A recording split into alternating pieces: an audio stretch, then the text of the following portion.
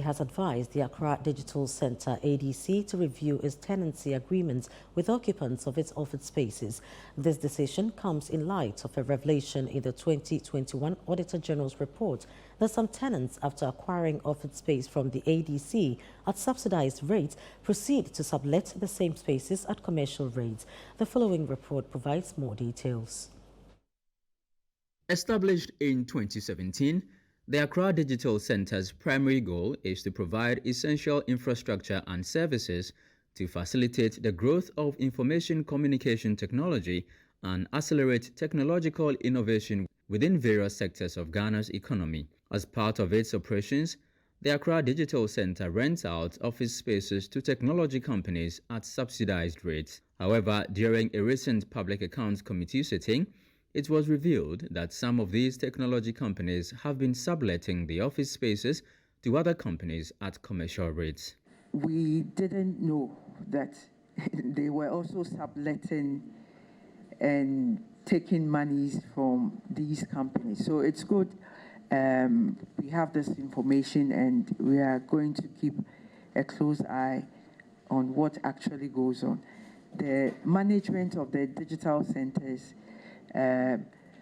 don't manage the activities at the innovation hubs themselves.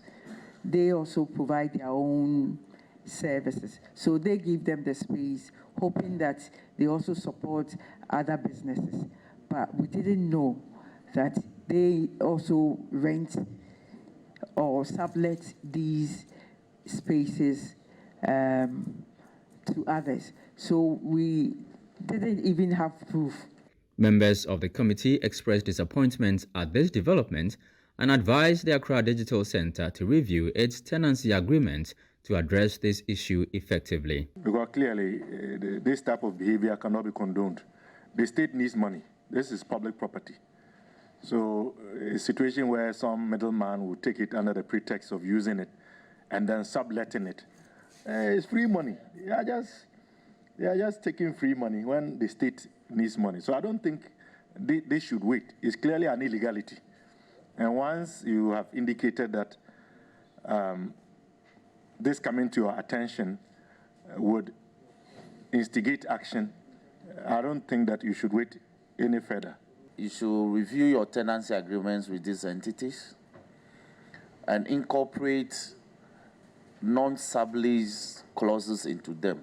During the same session, the Postal and Courier Service Regulatory Commission was called upon to explain certain unaccounted for expenditures in the 2021 Auditor General's report. The report revealed that a total amount of over $2,000 and 7,000 cedis, which were given to the Executive Secretary at the time for foreign and local travels to attend conferences, were not properly accounted for. Honorable Chair, we still can't trace the receipts for that expenditure. We have written to the former Executive Secretary to help us with that. Unfortunately, the accountant that was there has moved on, and then he's not been helpful.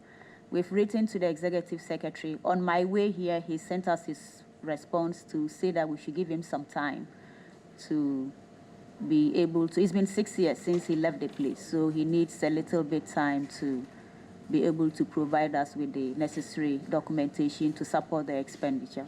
In response to the Auditor General's findings, the chairman of the committee, James Kluche Abeji, gave the former executive director of the Postal and Courier Service Regulatory Commission, Reversing Annan, a 1-month period to provide the necessary documentation covering travel expenses to the Commission. We'll give him time, probably 2 weeks will be okay.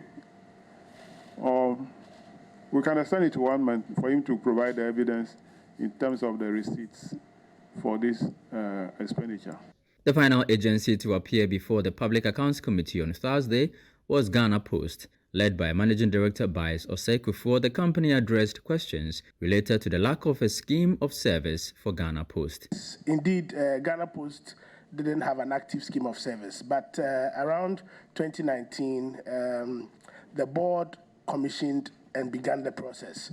And so contract was awarded to Ernst & Young, which is a reputable firm, to help Ghana Post develop this scheme of service.